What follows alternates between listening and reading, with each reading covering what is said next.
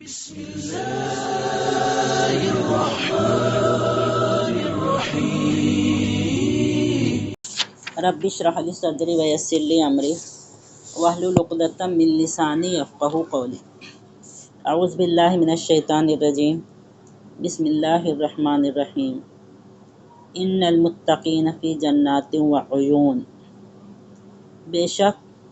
جو اللہ سے ڈرنے والے لوگ ہوں گے وہ باغات میں اور چشموں میں ہوں گے۔ یہاں پر اس آیت سے پہلے پچھلے رکوع میں اللہ تعالیٰ نے جہنمیوں کا تذکرہ کیا ہے، اور اس سے پہلے اللہ تعالیٰ نے حضرت آدم علیہ السلام کی پیدائش کا واقعہ بیان کیا ہے، اور اس واقعہ کو بیان کرنے میں یہ حکمت جو تھی وہ میں پہلے بتا چکی ہوں کہ کفار مکہ کو یا عام ہر زمانے کے کافرین مشرکین کو یہ خبردار کرنا کہ شیطان تمہارا کتنا بڑا دشمن ہے، اور تم اسی کے بہکاوے میں آتے ہو اور اس کے بہکاوے میں آ کر جہنم کے مستحق بنتے ہو۔ اب یہاں پر اللہ تعالیٰ یہ بتانا چاہتے ہیں کہ جو لوگ شیطان کے بہکاوے میں نہیں آئیں گے، اللہ تعالیٰ کی مرضی کے مطابق اپنی زندگی گزاریں گے، ان کا بہترین انجام کا ذکر یہاں پر اللہ تعالیٰ فرما رہے ہیں۔ جو ڈرنے والے ہوں گے، ہے نا، یہ چیز بار بار نوٹ کرنے والی ہے، بار بار غور کرنے والی ہے کہ اللہ تعالیٰ متقین کا لفظ لاتے ہیں۔ قرآن مجید سے ہدایت حاصل کرنے کے لیے ھدی للمتقین، ہے نا، ھدی للمسلمین، ھدی للمؤمنین نہیں کہا، یعنی ہر مومن ہر مسلم کو ہدایت نہیں ملتی۔ جو کوشش کرتے ہیں، جو اس میں محنت کرتے ہیں، جنہیں لگن ہوتی ہے، تڑپ ہوتی ہے، شوق ہوتا ہے کہ قرآن مجید میں کیا لکھا ہوا ہے ہمیں سمجھنا ہے، تو انہیں ہی پھر اللہ تعالیٰ توفیق بھی عطا فرماتے ہیں پڑھنے کی، سمجھنے کی، اور پھر ہدایت سے بھی نوازتے ہیں۔ اب اسی طریقے سے تمام مومنین، تمام مسلمین جنت کے مستحق نہیں ہو رہے ہیں، بلکہ وہ لوگ جو ایمان لانے کے بعد، یہ اسلام کو اختیار کرنے کے بعد اللہ تعالیٰ سے ڈر بھی رہے ہیں اور گناہوں سے بچ بھی رہے ہیں۔ تقوی کی صفت جو لوگ اپنے اندر پیدا کیے ہیں تو ان کے لیے اللہ تعالیٰ جنت کی بشارت دے رہے ہیں۔ تقوی کا فائدہ ہمارے سامنے بارہا آ چکا ہے کہ وہ انسان جس کے دل میں تقوی ہوگا وہ ہر چھوٹے سے چھوٹے گناہ سے بھی بچے گا۔ کوئی اس کے سامنے رہے یا نہ رہے، اس کے دل میں ایک خیال ضرور ہوگا کہ اللہ تعالیٰ مجھے دیکھ رہے ہیں۔ اللہ تعالیٰ نہ صرف دیکھ رہے ہیں بلکہ میرے خیالوں کو بھی اللہ تعالیٰ کو میرے خیالوں کا بھی علم ہے۔ میں جو سوچ رہی ہوں، جو کرنے والی ہوں، یا جو کسی کو نہیں پتہ ہے، اس کا بھی علم اللہ تعالیٰ کو ہے۔ جب تقوی ہوگا تو انسان غلط خیال بھی ذہن میں نہیں لائے گا، اور کوئی غلط بات کسی کے بھی متعلق سوچے گا بھی نہیں، اور نہ اس پر عمل کرے گا۔ تو یہ تقوی کی جو صفت ہے یہ بہت عظیم صفت ہے، اور اللہ تعالیٰ اگر ہمارے دل میں یہ صفت پیدا کر دے تو ہمارا مقام اور مرتبہ انشاءاللہ العزیز بہت بلند ہو جائے گا۔ تو ہم اللہ تعالیٰ سے توفیق بھی مانگتے رہیں کہ اللہ تعالیٰ ہمیں متقیوں میں سے بنا دے، ہم خود بھی کوشش کرتے رہیں، اور اس متقی بننے کے لیے جو اعمال ہیں وہ بھی ہم کرتے رہیں، اور اس کے ساتھ ہی ساتھ اللہ تعالیٰ سے دعا بھی کرتے رہیں۔ تو ایسے متقیوں کو اللہ تعالیٰ جنات کی یا چشموں کی بشارت دے رہے ہیں، ہے نا۔ ہرے بھرے باغات ہوں اور چشمے جاری ہوں، وہاں پر ہمیں کتنا اچھا لگتا ہے، اور ہمیں وہاں پر جانے میں بہت لطف آتا ہے۔ آج ہم ہزاروں روپے خرچ کر کے ایسے مقامات پر جاتے ہیں تھوڑی دیر کے لیے، جبکہ وہ جنت کا عشر عشیر بھی نہیں ہوتا ہے، اور اس کے لیے ہم لمبا سفر کر کے پیسے خرچ کر کے وہاں پر جاتے ہیں، اور اللہ تعالیٰ نے صرف ہمارے نیک عمل کے بدلے میں، تقوی اختیار کرنے کے بدلے میں ایسے باغات بنائے ہیں کہ ہم اس کا تصور بھی نہیں کر سکتے، اور چشمے ہوں گے، ایسے چشمے اور ایسے باغات ہوں گے، ایسے مناظر وہاں پر ہوں گے جو ہمارے لیے اللہ تعالیٰ نے تیار کیے ہیں۔ صرف ہمیں اپنے دل میں تقوی پیدا کرنے کی ضرورت ہے، ہر وقت اللہ سے ڈرتے رہنا، ہر معاملے میں اللہ تعالیٰ سے ڈرتے رہنا۔ کوئی کسی بھی معاملے میں ہم سے ایسی غلطی نہ ہو جائے جس سے اللہ رب العزت ناراض ہو جائیں، یا پھر اس کی وجہ سے ہم آخرت میں اللہ تعالیٰ کی رضا سے محروم ہو جائیں، آخرت کی نعمتوں سے محروم ہو جائیں۔ یہ ڈر صرف ہر وقت ہمارے دل میں ہوگا تو ہم انشاءاللہ العزیز کوئی بھی غلط کام کی طرف مائل بھی نہیں ہوں گے۔ بھلے سے دنیا میں تکالیف بھی اٹھانا پڑے، مشکلات کا بھی سامنا کرنا پڑے، لیکن ہم غلط چیزوں کی طرف بھی نہیں دیکھیں گے۔ کچھ اگر حاصل کرنا ہے تو حلال طریقے سے ہی ہم کریں گے، حرام طریقے سے کی طرف ہمارا ذہن بھی نہیں جائے گا۔ تو یہ اللہ تعالیٰ سے ہمیں توفیق ضرور مانگتے رہنا چاہیے اور کوشش بھی کرتے رہنا چاہیے۔ ادخلوها بسلام آمنین، اللہ تعالیٰ فرمائیں گے کہ تم اس میں داخل ہو جاؤ سلامتی کے ساتھ، بے خوف و خطر ہو کر۔ کتنا اچھا معلوم ہوگا جب ہم جنت کے دروازوں پر کھڑے ہوں گے اور اللہ تعالیٰ ہم سے کہیں گے ادخلوها بسلام آمنین۔ بس ضرورت ہے کہ وہاں تک پہنچنے کے لیے ہم اپنی خواہشات نفس کو ایک طرف رکھ دیں، اللہ اور اس کے رسول کی مرضی ہر وقت ہمارے سامنے ہو۔ بھلے سے ہمیں دنیا میں کی رنگینیاں کتنا ہی اپنی طرف کھینچیں، اور دنیا ایسی رنگین ہے کہ ایک انسان کو اپنی طرف کھینچتی ہے ضرور، لیکن ہم اس سے ایسے ہی بچ کر گزر جائیں جیسا کہ تقویٰ کے بارے میں عمر رضی اللہ عنہ نے فرمایا تھا کہ تقویٰ یہ ہے کہ تم ایک باریک راستے پر جا رہے ہو، دونوں اطراف میں کانٹے دار جھاڑیاں ہیں، اور تم اپنے کپڑے کس طریقے سے سمیٹ کر جاؤ گے کہ تمہارے کپڑے ان کانٹوں میں الجھے نہ۔ ایسے ہی یہ دنیا ہے، دنیا ہمیں اپنی طرف بلاتی ہے، اور ہم ایک متقی انسان جو ہوتا ہے اس سے بچ کر اپنے آپ کو بچاتے ہوئے اللہ کی رضا پر چلتے چلا جاتا ہے۔ تو پھر اس وقت اللہ تعالیٰ فرمائیں گے ادخلوها بسلام آمنین، داخل ہو جاؤ ان جنت میں، ان باغات میں سلامتی کے ساتھ، امن کے ساتھ، بغیر خوف و خطرے، کسی خوف کے، امن کے ساتھ داخل ہو جاؤ۔ ایک اور نعمت اللہ تعالیٰ فرما رہے ہیں وَنَزَعْنَا مَا فِي صُدُورِهِم مِّنْ غِلٍّ إِخْوَانًا عَلَىٰ سُرُرٍ مُتَقَابِلِينَ۔ یہ بھی ہم تصور کرو تو کتنا بہترین معلوم ہوتا ہے ہم کو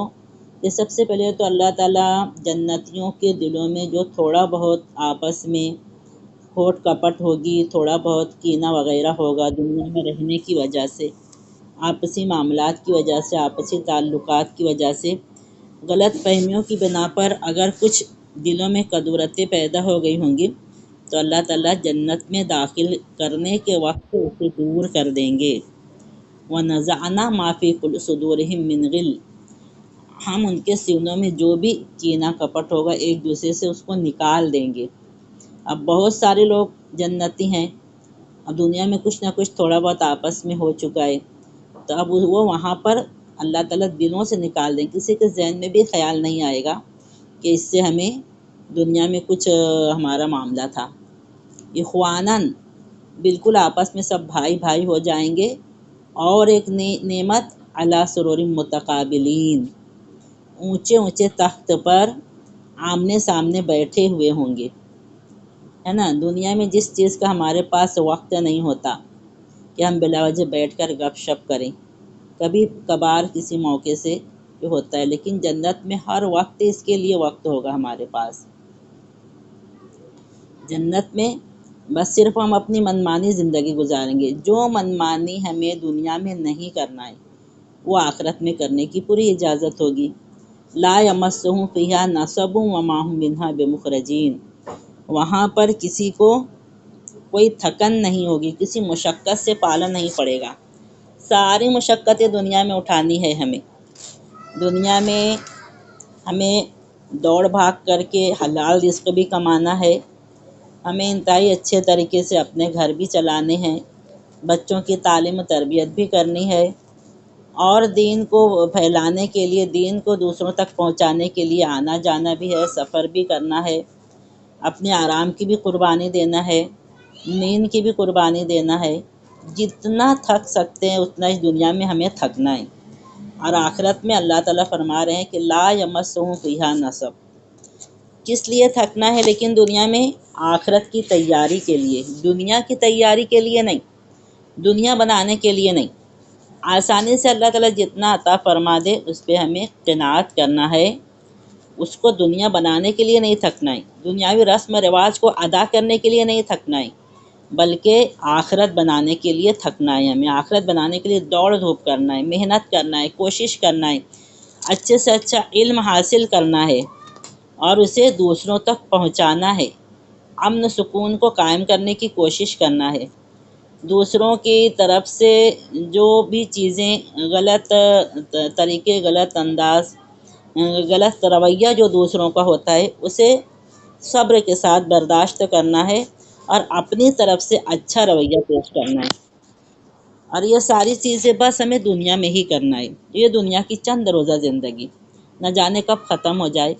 اور پھر انشاءاللہ اگر ہم اس دنیا میں یہ ساری تھکن، یہ ساری مشقت برداشت کر لیں گے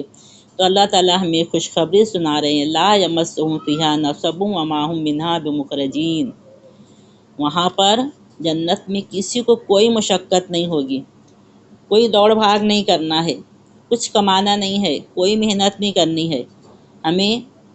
نہ پکانا ہے نہ ہمیں اور کچھ کرنا ہے، وہاں پر سب کچھ اللہ تعالیٰ ہماری مرضی کے مطابق ہمارے سامنے حاضر کر دیں گے، آمنے سامنے اونچے اونچے تخت پر بیٹھ کر باتیں گپ شپ کرتے رہیں گے اور ساری نعمتیں ہمارے پاس خود آتی رہیں گی، درختوں کی ڈالیاں جھکی پڑتی ہوں گی، بیٹھے بیٹھے ہم ڈالیوں سے پھل توڑ کر کھا لیں گے، چھوٹے چھوٹے بچے جو موتیوں کی طرح ہیں وہ بار بار ہمارے پاس پینے کی چیزیں، پاکیزہ شراب، پاکیزہ شربت لے کر آتے رہیں گے، اور جو بھی نعمتیں ہم چاہیں گے ہمیں بیٹھے بٹھائے آرام سے مل جائے گی، لیکن یہ سب صرف آخرت میں ہوگا جو ہم دنیا میں چاہتے ہیں، اگر ہم دنیا میں اس کی خواہش کرنے لگیں تو ہم غلط طریقے پر جا پڑیں گے، دنیا میں ہم مشقت برداشت کر لیں گے تو وہاں پر ہمیں راحت ہی راحت ہوگی انشاءاللہ العزیز، جو ہمیشہ ہمیش کی زندگی ہے، وما ہم منہا بمخرجین، اور نہ اس سے نکالے جائیں گے۔ نبی کریم صلی اللہ علیہ وسلم نے ایک حدیث میں خبر دی ہے کہ یقال لأہل الجنت ان لکم ان تصحوا ولا تمرضوا ابدا، جنتیوں سے یہ فرمایا جائے گا کہ تم یہاں پر ہمیشہ صحت مند رہو گے، کبھی بیمار نہیں ہوگے، وان لکم ان تعیشوا ولا تموتوا ابدا، اور تمہارے لیے یہ بھی ایک نعمت ہے کہ تم ہمیشہ ہمیش زندہ رہو گے، تمہیں کبھی بھی موت نہیں آئے گی جنت میں، وَأَنَّ لَكُمْ أَن تَشُبُّوا وَلَا تَحْرَمُوا أَبَدًا، اور تمہارے لیے یہ بھی ایک نعمت ہے کہ تم ہمیشہ جوان رہو گے اور کبھی بڑھاپا نہیں آئے گا، بڑھاپا بھی جو ہے تو ایک آزمائش ہے اور اسے بھی جھیلنا ایک مشکل کام ہے، تو جنت میں تمام لوگوں کو جو بوڑھے بھی ہوں گے ان کو جوان بنا دیا جائے گا اور ان کو کبھی بڑھاپا نہیں آئے گا، وَأَنَّ لَكُمْ أَن تُقِيمُوا فَلَا تَضْعَنُوا أَبَدًا، اور تمہارے لیے یہ ہے کہ تم یہاں پر مقیم رہو گے، ہمیشہ ہمیش یہاں پر قائم رہو گے، یہاں سے کوئی تمہیں نکلنے کے لیے نہیں کہے گا،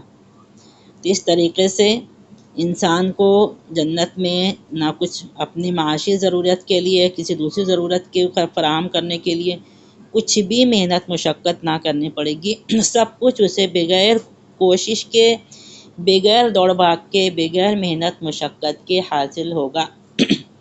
انشاءاللہ العزیز۔ یہ اللہ تعالیٰ آدم علیہ السلام کا واقعہ بیان کر کے، اس کا مقصد یہ بیان کر کے کہ ہم شیطان کے بہکاووں سے بچیں، شیطان کے بہکائے میں اگر آ جائیں گے تو جہنم کا بھی ذکر اللہ تعالیٰ نے کیا ہے، لہا سبعۃ ابواب، اس کے بھی 7 دروازے ہوں گے، اس میں سے لوگ جہنم میں داخل ہوں گے، لیکن جو لوگ شیطان کی باتوں میں، بہکائی ہوئی باتوں میں نہیں آئیں گے،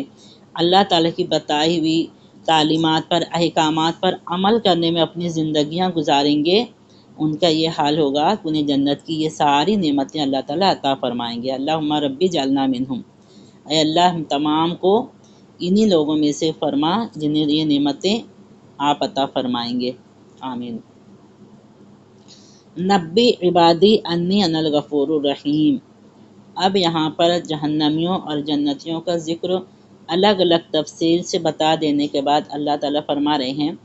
کہ میرے اے نبی صلی اللہ علیہ وسلم، میرے بندوں کو یہ بھی خبر دے دیجئے کہ میں بہت زیادہ معاف کرنے والا اور رحم فرمانے والا ہوں،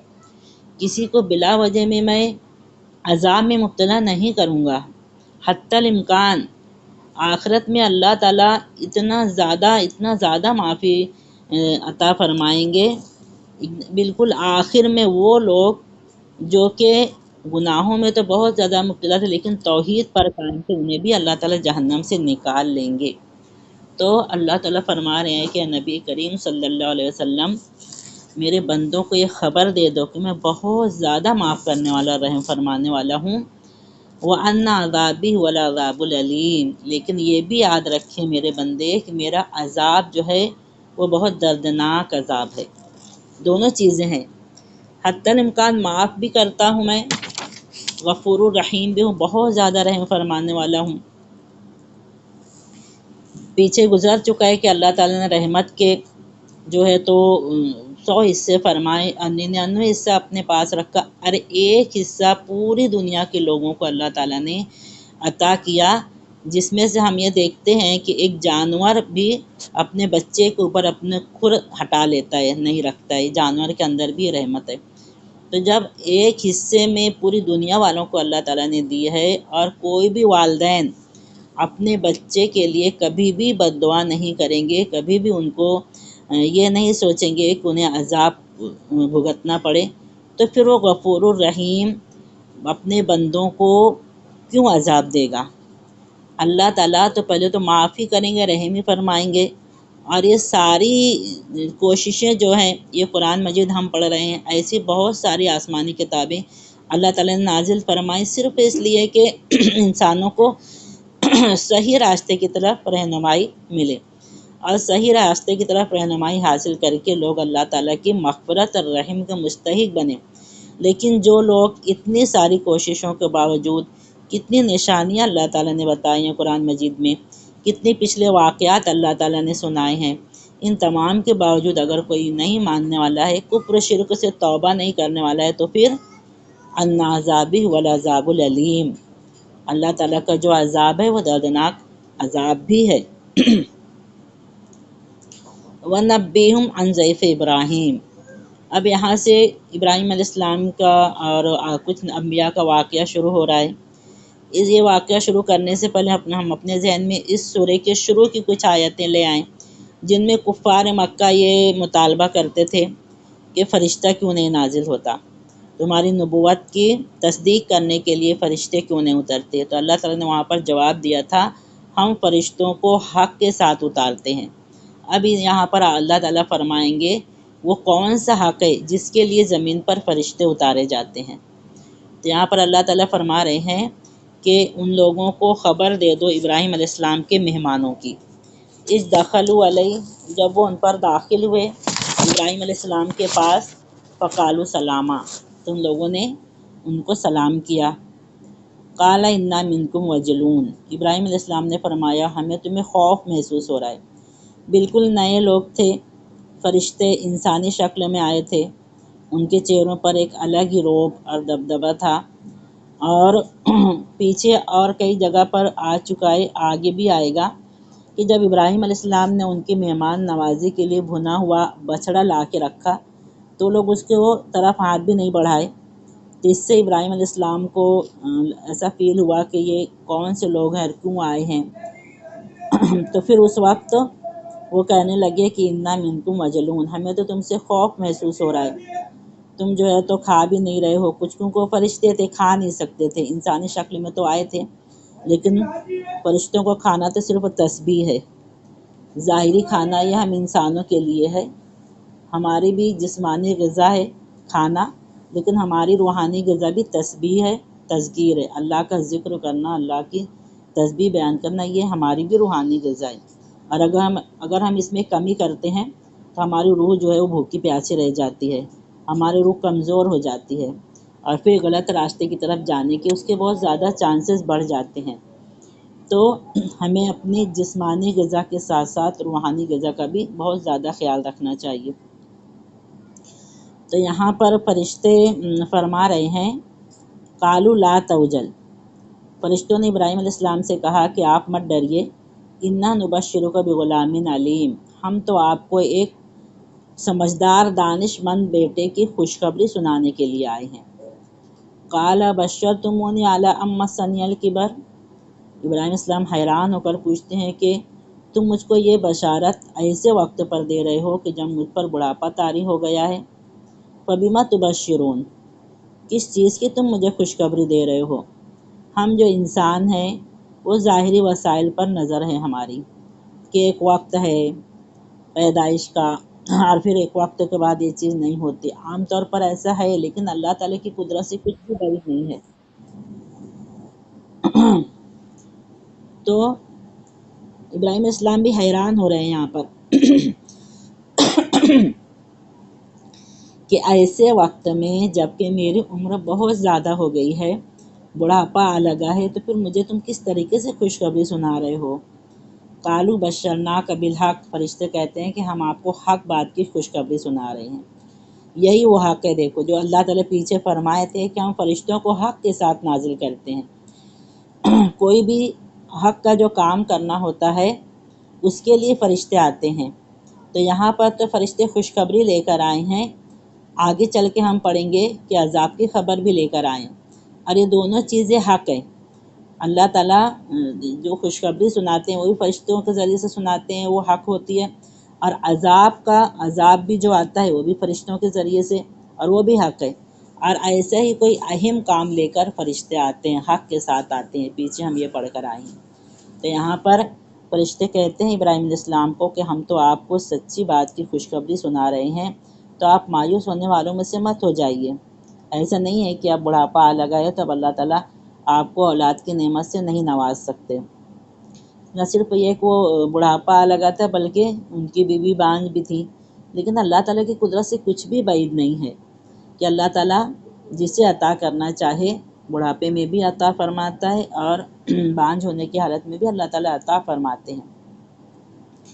قال ومن یقنط من رحمت ربہ الا الضالون، ابراہیم علیہ السلام فرماتے ہیں کہ اپنے رب کی رحمت سے تو سوائے گمراہ کے اور کوئی مایوس نہیں ہوتے۔ مطلب یہ اس میں ہمارے لیے بھی ایک سبق پوشیدہ ہے کہ اگر ہمیں کوئی چیز بہت دنوں تک نہیں ملتی ہے جس کی ہم ضرورت محسوس کرتے ہیں، تو ہمیں اللہ کی رحمت سے مایوس نہیں ہونا ہے۔ کب دینا ہے، کیسے دینا ہے، کتنا دینا ہے، کیوں دینا ہے، ساری چیزیں اللہ تعالیٰ کے علم میں ہیں،